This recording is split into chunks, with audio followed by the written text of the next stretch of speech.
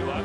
Here we go. There's the ball. And look, he's going to pick it up. Fire. Yeah. Manning stays on his feet. It is caught by Tyree. 1 for 3 on the way. Oh! No! Blocked by James. Pass is intercepted. Drives down. Let's roll. Gets down for the championship. We will see you tomorrow night. This is for the win. Got it. Back at the wall. Target. 5 step back. 3 for the This is Chris Canary of the Indiana Pacers on Fox Sports Indiana, and you're listening to SmallTown SportsTalk. Hello and welcome to another episode of SmallTown SportsTalk brought to you by Endeavor Communications. I am Jonah Freeman, joined by my co-host Andrew Willett. Andrew, how's it going today?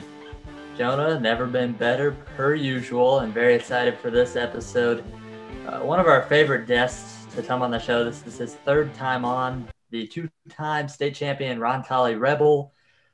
Been with 107.5 and 1070 The Fan since 2008. Was a sideline reporter for the Colts, starting in 2013 before taking the interim tag as the radio voice of the Colts in 2018 before being full-time each of the last 2 seasons as the radio voice of the Colts. We're pretty excited to welcome on Mr. Matt Taylor. And we also can't forget I believe, one-time Super Bowl presentation judge over at Monrovia High School for Mr. Grant's class. So, Matt, thanks for joining us. How you doing? I'm great. That's probably the most impressive part of the resume, which you nailed, by the way. No, it's good to be with you guys. How you guys doing? Hey, we're doing great. Obviously, the big talk of today's show is Wentz to the Colts, but I got one. I feel like it wouldn't be a Small Town Sports Talk podcast without a question about COVID. It's just, unfortunately, that's where we've been. So I know Goodell has kind of hoped. He's saying that he expects full fans in the stands next year. How does that affect your job as the head voice of the Colts, and are you excited for that? I am excited for that. I choose to be an optimist when it comes to all of this stuff. I'm hoping for the best. And I mean, listen, no matter what we get next season is going to be a whole heck of a lot better than what we had last year. You know, at times, absolutely. Lucas Oil Stadium, Indianapolis and the Colts were fortunate in that they were allowed to have some fans. Some games it was like 8,000, 10,000. I think the most they had throughout the course of the season was like 12 and a half, which made a huge difference when you're talking about NFL stadiums compared to, when we go on the road and we had to do games virtually and there was no fans like at Soldier Field or, the Lions didn't have any fans. And, when the Colts would make a play, score a touchdown, I was like, did that just happen? Because there was no reaction one way or another, good or bad. So, I'm hoping to have full stadiums because, just to break out the dorky side of play-by-play, the crowd in the stadium and the atmosphere, like that's like the third element of the broadcast. It's the play-by-play guy, the analyst, but then the crowd. I mean, you can just hop in. I mean, we've all done this where you hop in a car and you turn on a game and the crowd, one way or another, tells you what's going on with the game. Just the atmosphere and the vibe of the crowd can tell you, like, if you're a home team, whether or not it's going well, or if you're the road team and you hear the crowd in the background, then you probably think, oh, it's not going well. So I'm excited for that layer to come back because as a play-by-play guy, again, you can use that to your advantage. You can kind of get the heck out of the way in big moments and let the crowd dictate the intensity of the moment of the game. So I'm definitely excited for that, and hopefully it does come back in full effect. All right, I mentioned Wentz right off the bat. I think the first thing we want to know, you haven't been able to talk about it up until recently. What were your first thoughts about the Carson Wentz trade with him coming to Indianapolis?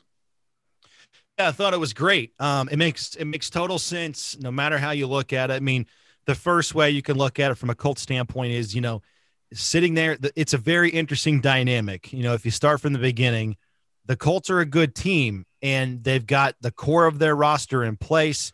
If you look at the team, they've got, 20, I mean, you can kind of loose starters, loose contributors, but no matter what, you've got 19 or 20 of 22 starters on both sides of the ball coming back. So they're a very well-built team. They've done a nice job over the last couple of years in free agency, the draft, things like that. But, sitting there picking at 21, you're not going to get an elite quarterback. You're not going to get one of the top quarterbacks in the draft. In order to do that, you got to, we saw what the 49ers have done. We've seen what some of these other teams in recent past have done, what the Houston Texans did with Deshaun Watson. They have to move up, 10 to 15 spots in the draft. But then you also have to give up draft capital, the year you do it. But then you're also going to have to give up future number ones. It's sort of the going rate for starting quarterbacks or quarterbacks, high in the draft, guys that are going to go in the top 10. So I love the fact that the Colts didn't go that route because it's just a crapshoot. You talk about quarterbacks from 2009 to 2016, the guys that go in the first round. I don't think there's anybody on those teams, quarterback wise, that were drafted in that time period that are still on the teams that they were drafted by. So that's just what happens with quarterbacks. If you reach for a guy and you get it wrong, we're seeing that right now with the Jets. You got to start the clock all over again. And it appears they're going to do that with Zach Wilson. So I loved what the Colts did. And, it kind of goes back to the DeForest Buckner trade last year. You trade the 13th overall pick, but you're getting a bona fide player. You're getting a proven player. You're not getting a projection. You're not getting a guy that you hope is good or you think is good. This guy's a stud. And I'm all for that. And the Carson Wentz trade is sort of in that mold where he can play on Sundays. You've seen it. Frank Reich has seen it up close and personal. He's got a front row seat to it on the sidelines in 2017 when Carson Wentz was probably going to be the MVP if he doesn't tear his ACL in game number 14 or whatever it was. He was a 33 touchdown, 7 interception guy. So obviously last year was it was a good player having a bad season, and all these things contributed to it. Carson Wentz did not absolve himself from the role that he played in the bad season, individually, team wise in Philadelphia. But I just love what the Colts did. They're getting a proven player. He's not a draft pick, and they've been able to successfully box themselves out of the corner that they were kind of left in when Andrew Luck decided to retire. And in short order, in less than 2 years, they got a franchise quarterback again, a guy who's 28, still in his prime.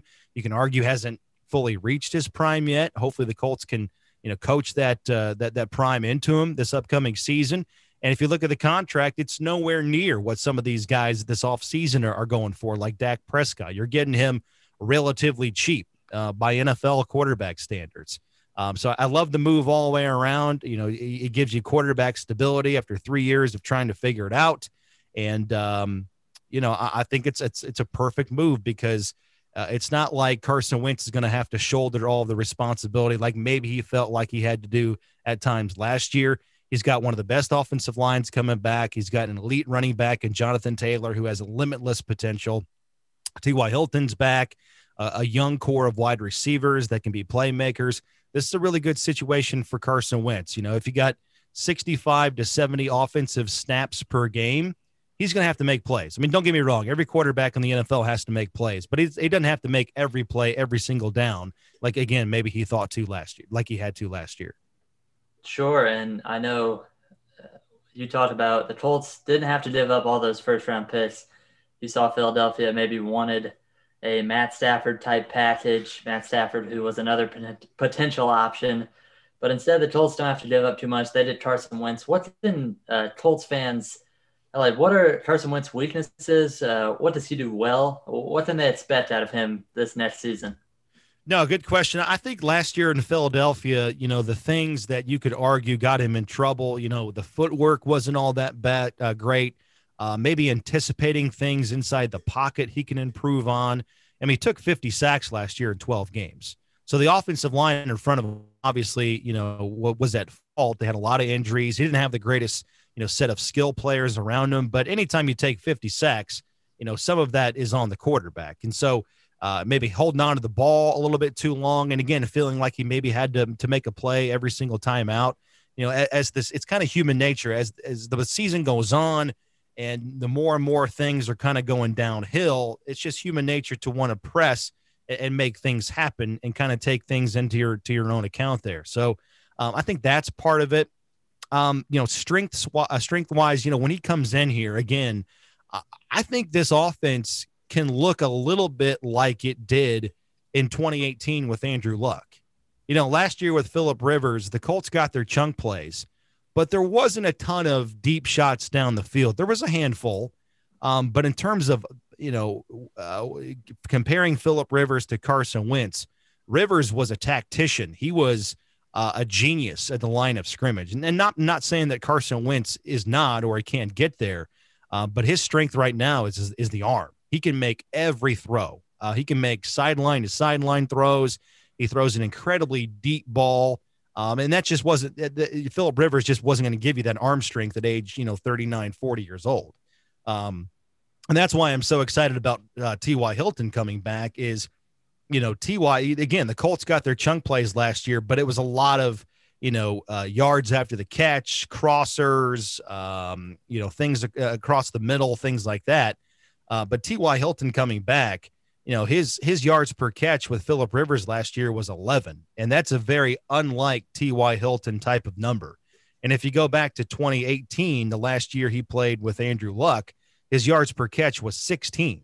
So it doesn't sound like a big difference, 5, between 11 and 16, but that's a huge difference when it comes to the NFL. So I think yards per attempt is going to be big with Carson Wentz. And I think this offense is going to be a little bit more explosive with T.Y. Hilton kind of taking the top off the defense like we saw again with Andrew Luck. And then you couple that with playmakers, Paris Campbell coming back, and knock on wood, he can stay healthy for the first time in his career. Michael Pittman had just a phenomenal end to the season last year in his rookie campaign. And I think he's a guy that's much faster with the ball in his hands than he is just, general speed.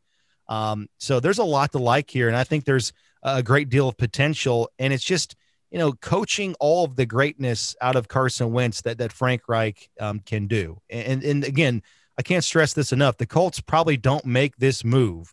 And this is an aggressive move. I mean, anytime you're potentially giving up a first-round draft pick like the Colts are in 2022 with Carson Wentz, there's a level of risk involved.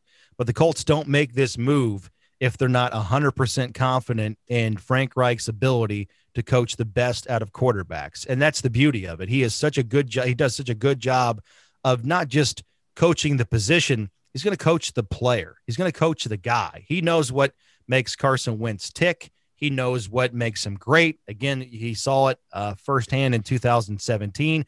So he's going to know what buttons to push. And so Frank Reich and Chris Ballard and Jim Irsay probably don't sign off on this move if they don't have a great deal of intel and a great deal of belief in Frank Reich to coach up Carson Wentz, just as he did last year with Phillip Rivers, who, by the way, was coming off a down 2019 season and had a spectacular 2020 season to end his career. Yeah, you mentioned bringing back 19 out of 20 starters, Matt, or 19 to 20 starters out of 22, obviously. And replacing Phillip Rivers, one of those starters lost with a quarterback like Carson Wentz. You also bring back T.Y. Hilton, much to the rejoice of Colts Twitter. But I want to step over to the defensive side. You lose a player like Anthony Walker. What kind of an impact will be missed with him gone now? Yeah, I just think leadership. I think stability, consistency. All of those things describe Anthony Walker as a player.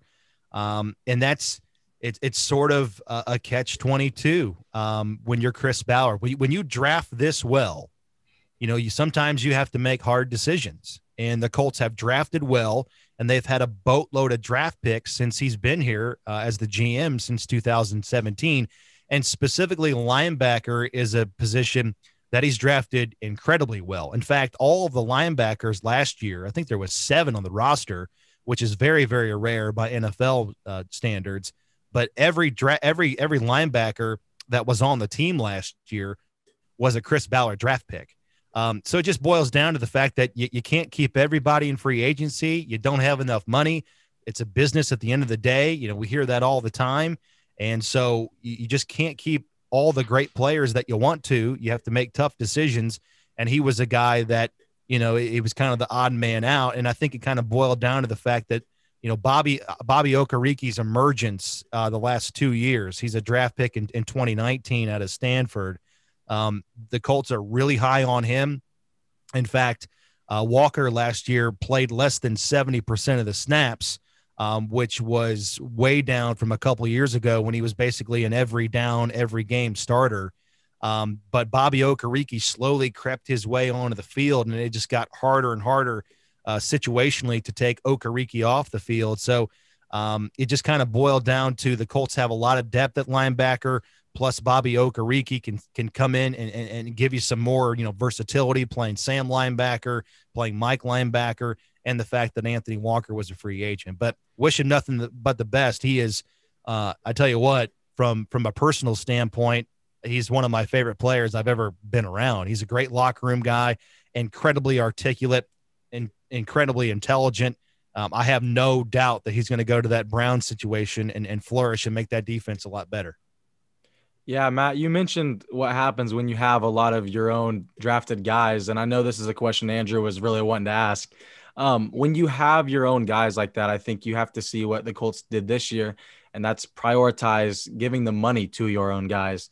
Are you okay with that strategy? And I know the big question for Andrew was, would you like to see the Colts maybe go after a couple more big name free agents if it means not giving as much money to your own guys? Jonah, do you know what is ridiculously fast? What's that, Andrew? Endeavor Communications internet speeds. That's right. In Indiana, basketball is everything. And if you're anything like Andrew and I, you are always streaming basketball, your favorite sports, or just your favorite shows. And hey, you're always going to need Wi-Fi. Ridiculously fast. Endeavor Communications provides Wi-Fi perfect for watching the big game, streaming your favorite shows, working, studying, and gaming all at the same time. Not only is Endeavor fast, but when you go with Endeavor, you support the whole community. Endeavor Communications is proud to serve and support our local community. From homes, education, businesses, Endeavor will keep you ahead of the game.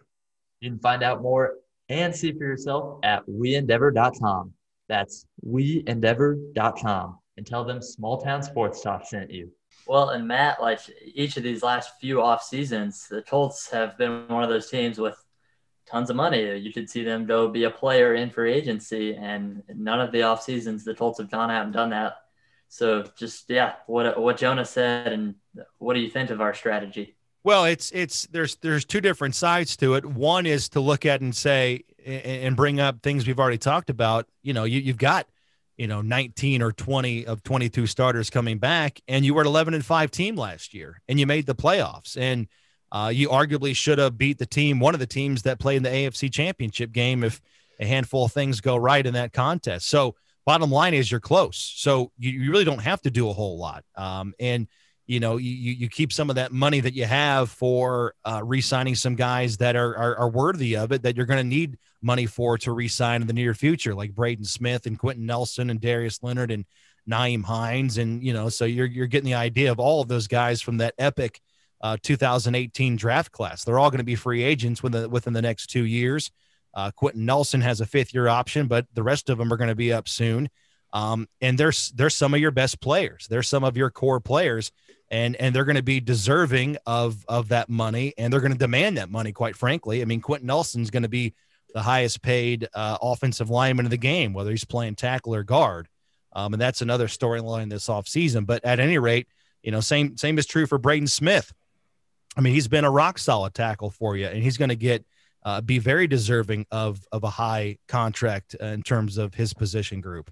So you like where the team is, and obviously, no team is perfect. Every team has needs every single year. And I would say as of right now, the biggest need is, with Anthony Costanzo retiring, figuring out what you're going to do at left tackle. I would say defensive end is maybe the biggest need on top of offensive tackle for me, because the reason why I would put it number one is at offensive tackle this offseason, you've given yourself some options. You've signed Sam Tevy, you signed Julian Davenport. You've made some moves in free agency that give you depth, and it is starting quality depth. Certainly more so quality than you had at this time last year on the offensive line. And that's no disrespect to Chaz Green or LaRaven Clark, but these guys have started, full seasons in the NFL.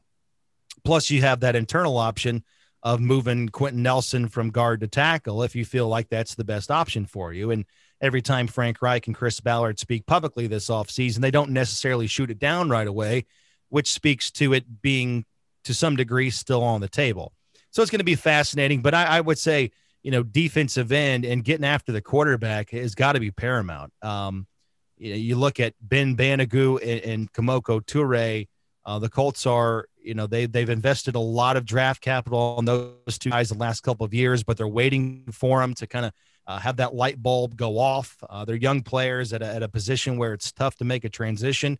I totally get that. But the facts are, in the last 2 years, those two guys have combined for 5 sacks. So you got to get more out of those players, and you got to get more consistency from that position. Isaac Rochelle was signed in free agency from the Chargers. He's been primarily a rotational piece for the most of his career. Same is true with Al-Qadim Muhammad, who the Colts brought back. I think he's capable of a bigger role. Played about half the snaps last year, but again, for the most part of his career, he's been a rotational piece. So the Colts, as of right now, do not have that, no doubt pass rusher that's going to get you 9, 10 to a dozen sacks a year. Justin Houston still on the open market. He's over the age of 30. Is he coming back? What's his future? Regardless, the Colts need consistency and reliability at getting after the quarterback, because last year they had it from the inside with DeForest Buckner. Now they need the guys on the outside to get home and cause some more havoc. And I know Jonah was actually talking about this beforehand, but a guy on the outside like that, another defensive pass rusher, Jadeveon Clowney, taking a couple of visits here and there, but reportedly the Colts have some interest there. What do you think? What would you think if that were to happen? Well, he's never been a huge sack guy, but he does a lot of other things, that don't necessarily show up in the box score. He's a good run player. He attracts a lot of double teams. So he's a very enticing player, but he's also one of those guys that comes with a high price tag, or at least he has in the past. It's so fascinating because I think going back to Justin Houston, guys over the age of 30, with the salary cap way down compared to what it normally is, it's having a big impact on free agency stock and where guys want to go, and they're having to prioritize a lot of things. So I think Clowney is probably in that bucket as well. But I know this: Chris Ballard will not mortgage any sort of future.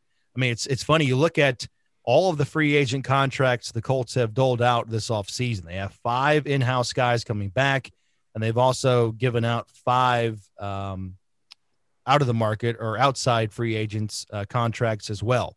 Every single one of them, including T.Y. Hilton and Marlon Mack, Joey Hunt, you go down the list, all of them have been 1-year deals.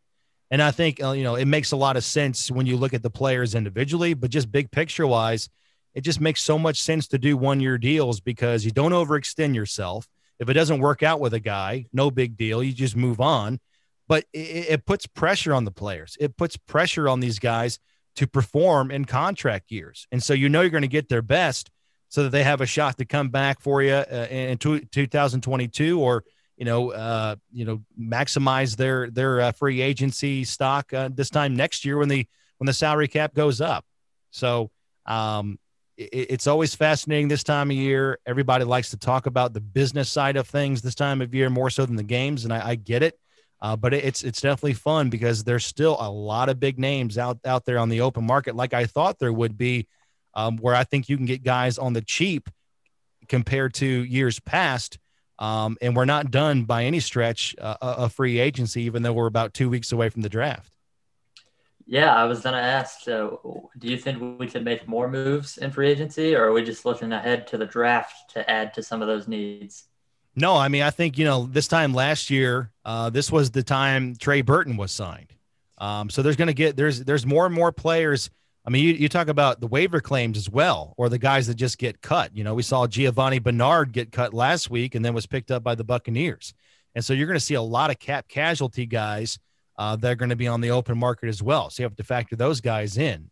Giovanni Bernard's a really good player, but the fact that the Cincinnati Bengals are giving Joe Mixon like $45+ million a year, you just have to kind of make some hard salary cap and roster mechanic decisions.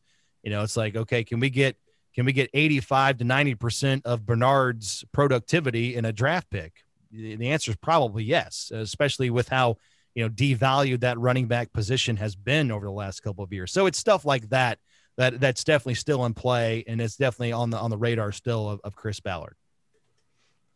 Yeah, Andrew mentioned the draft. Where do you see the biggest need? I know obviously there's one offensive line piece that seems to be missing. Outside of that, do you think the Colts go for maybe one more wide receiver weapon in case Paris Campbell can't stay healthy? What would you say your top 3 needs are for the Colts entering this draft? Well, I would say offensively, the biggest need would be tight end for me. And again, I know a lot of people say offensive tackle, but I think what you've done, and not that Chris Ballard would ever do this in the first round or any round for that matter in a draft, but he's never going to reach. But the fact that you've solidified and done a nice job of giving yourself some options again at tackle in free agency means that you don't have to overextend yourself in the draft and pick a tackle at 21, which is where the Colts are picking in the first round just for the sake of picking a tackle because you need one. So I'm still saying if it's a deep tackle draft class. So if a tackle's there that you like, that's worthy of that pick and that you think can come in right away and be a plug and play starter on either the right side or the left side at the tackle position, fine, so be it, do it. But if he's not there, you have some luxuries of what you've done to this point in the offseason. Plus, again, you can move Nelson from guard to tackle. I have no reservations if I'm the GM or the coach in doing that because I think everybody talks about, oh, he's a generational guard and, you would be weakening 2 different positions. I get that to a degree, but I think in short order, Quentin Nelson would be the best tackle in the game, just like he's the best guard in the game. That's how good it is. But at any rate, I'm saying on offense, the biggest need is tight end, because this offense, since Frank Reich's been here since 2018, the offense has been at its best when they've had a field stressing, versatile playmaking tight end. Eric Ebron, 2018, or go back to Philadelphia when Reich was the offensive coordinator, Zach Ertz, especially inside the red zone. That's where these guys can be incredibly dangerous. And Frank Reich loves himself some tight ends. Since he's been here, Colts tight ends have over 1,000 receiving yards and 36 touchdowns, right? That's a huge position for this offense. And right now they've got the Y tight ends, like the good, reliable blocking tight ends, the inline blocker guys, and the guys that are reliable on third down, the possession type tight ends like Jack Doyle and Mo Alley-Cox. But is Trey Burton that guy? Is he coming back? Can he be that guy? We saw flashes and glimpses last year, but can he do it more consistently? Will he be a different player with a new quarterback? Or is this the year they finally, spend a relatively high draft pick on a tight end? It's funny. Chris Ballard, since he's been here, has never drafted a tight end in 5 years, has never drafted a tight end. And the Colts, funny enough, they haven't drafted a tight end since 2013. So that's the longest streak in the NFL of any franchise not drafting a tight end, which speaks to the stability and the reliability and the consistency they've had in that position over the years with mainly Jack Doyle. But I think this offense needs that versatile tight end to kind of take it to the next level. So that would be mine on offense. And again, defense, I talked about defensive end. I definitely think that's the biggest priority on that side of the ball. And then 1A over there on that side, I would say corner, because Xavier Rhodes is coming back in free agency, which is great because he's coming off an absolute fantastic season last year where he was great in coverage and allowed only about 50% completion percentage, which is a very, very good number in the NFL. But it's a 1-year deal, and he's over the age of 30. And might he be a guy that, again, this time next offseason, looking to cash in and exploit free agency once again, and maybe, get that last multi-year deal that he might be looking for. And the reason why that's big is, you got one side of the field that's pretty much in a good spot. Plus you have one of the best nickel corners in the game in Kenny Moore, but who's going to complement those guys? Who's going to play the other outside cornerback position? Because consistency there was an issue at times last year, right? I mean, Rock Yassin was up and down, had some bad bouts with penalties and getting handsy again and drawing a lot of flags.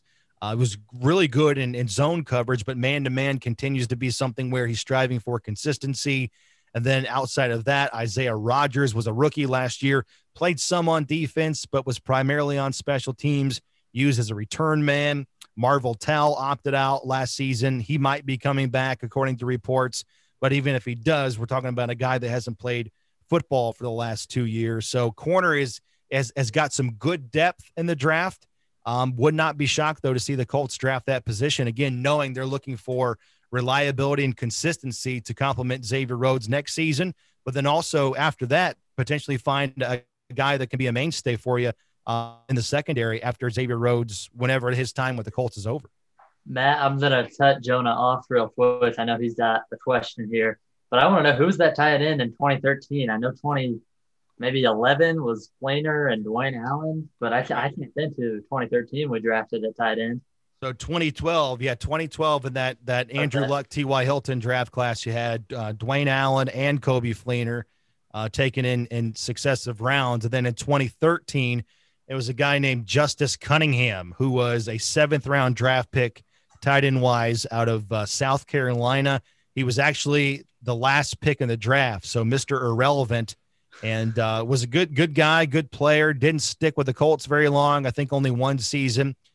But yeah, the Colts have not drafted a tight end since then. So I think it's about due, because the Colts, I mean, Noah Tongai is still on the roster, and I think he has some of those attributes from Oregon State. And the Colts obviously prioritized him. He was a waiver claim last Labor Day before the start of the regular season. So they liked him, but he didn't get a whole lot of playing time last year. We didn't see him in terms of what he could do in that role. So I think there's still a high on him, but I think there's some tight ends in this draft where, you're not going to get up Kyle Pitts. He's going to be gone the top, 5 picks at the worst. But you could probably get, I think you get a pretty good versatile tight end in rounds 3, rounds 4. Maybe you get like the 4th or 5th best tight end in the draft class that deep that late in this draft. Because I think it's deep, and you can also you wait that long and still get a guy that you probably can come in and play at a high level for you next season. Yeah, Matt, my last question for you before we wrap things up, and it has to do with adding the Super Bowl champs to the roster. Can I just get your thoughts really quick on the 17-game schedule that's being implemented this year? Yeah, it's a tough schedule. I mean, obviously you're playing the defending champs, and they're coming to Lucas Oil Stadium, and, Tom Brady and Bruce Arians. So a lot of hype, a lot of storylines for that game. So it's exciting. You look at the schedule, just big picture, you're playing 7 playoff teams from last season, including 3 teams that played on divisional weekend, 2 teams that played in the championship games, and the Buccaneers and the Buffalo Bills. So it's a difficult schedule. So I'm saying, outside of that, you've got teams like, emerging teams, in my opinion. Like, I think the Raiders are going to be much better next season. Who knows what the Jets will look like with Zach Wilson. I think the New England Patriots are going to be a whole heck of a lot better than they were last year, and they went all in, as we saw in free agency. So I think they added probably 6 to 7, maybe 8 new starters on their team. So I think they're going to be a lot better than their 8-8 season from last year. The 49ers obviously are going to be better. Miami was basically a playoff team last year. They were one of those teams that won 10 games in the AFC and didn't make the playoffs. So they were essentially a playoff team from a year ago. They're on the schedule. So I'm saying if the Colts win 10 games next year, that's a whole heck of that's a pretty good accomplishment. And if they and I said at the beginning of the season, if they wanted to make the playoffs as soon as 2021, they had to get good quarterback play. They need elite quarterback play in this conference. I mean, we saw it last season where 8 teams in the conference won 10 games, and all 7 playoff teams, including the Colts, won 11 games. I mean, the Colts went 11-5 last year, and they barely got in. They had to wait until, week 17 to punch their ticket to the postseason. That's how tight it was. So it's a very difficult schedule. I think the conference is loaded once again, and a lot of these teams have their quarterback situations figured out. It's going to be the Chiefs again. It's going to be the Ravens again. The Buffalo Bills aren't going anywhere. So it's going to be a really, really fun season. And the fact that we get 17 games in the regular season makes it good for the fans. I think it makes it good for obviously the drama towards the end of the season. It's good the fact that the preseason is going down from 4 games to 3. I think that's kind of the consensus across the board. No matter who you are, a fan or a coach or a player, I think everybody agrees that You don't need 4 preseason games to find out who your top 53 guys are, especially now with a lot of teams doing joint practices and things like that. So I'm excited about it. It just means more meaningful football, which is great for the month of December and month of January, because it's going to make playoff implications even more dramatic. Yeah, 17-game season, tough schedule, maybe hopefully full stadiums full of fans. That's good for the fans. It's good for you and your job. My last question, though, Matt, you mentioned the Patriots adding a lot of talent, but of course, and they're also adding some players who opted out from last season. But of course, the news today, they just released Julian Edelman, who retired. Question is, do you think he's a Hall of Famer? Oh, man, that's a really good question. That's been the talk on Twitter all day. Is Julian Edelman a Hall of Famer? I don't know if he's a Hall of Famer, but he's certainly, in my opinion, the greatest slot receiver who ever played, on top of Wes Welker, in my opinion. Okay. You're talking about, what is it, over 8,000 receiving yards. And there was times, there was, not to get too analytical, but there were times where, Tom Brady had nobody to throw the ball to when Gronkowski was hurt. And, the Patriots just haven't been known for great receivers over the course of Brady's tenure there. So, everybody knew the ball was going to go to Edelman, and he would still come down with it. He would still make plays. He would still get open. So I just think that speaks to the type of player he is and was. And he just kind of wanted it more than a lot of guys. And I think, for somebody that's coming out of a small school or not a powerhouse football program like Kent State, to carve out 11, 12 years, whatever it was, and be that productive, it just comes down to want to. Just comes down to work ethic and hustle and desire. So I don't know if he's a Hall of Famer, but he's certainly one of the best players of his generation. And for my money, he's probably the best slot receiver that I've ever seen.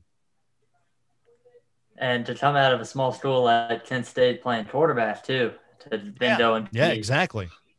A wideout for sure. But I think the official word we're getting is maybe not on Julian Edelman's Hall of Fame case, but Mr. Matt Taylor, thank you so much for joining us. All right, fellas. Always good to be with you. Hope all's well. Absolutely. Matt, thank you for joining us. All of our listeners, thanks for listening. Make sure to go and listen to all of our podcasts, wherever you listen to podcasts, whether that be YouTube, Apple Podcasts, Spotify, Stitcher, and more. I'm Andrew Willett with Jonah Freeman, and this week, Mr. Matt Taylor. That's ST Squared.